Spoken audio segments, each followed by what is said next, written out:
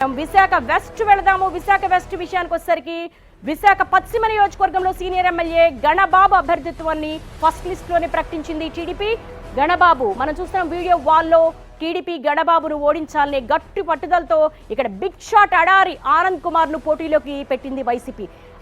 కొన్ని మనం మొత్తం ఓవరాల్ గా చూసుకుంటే గనక చాలా టఫ్ ఫైట్.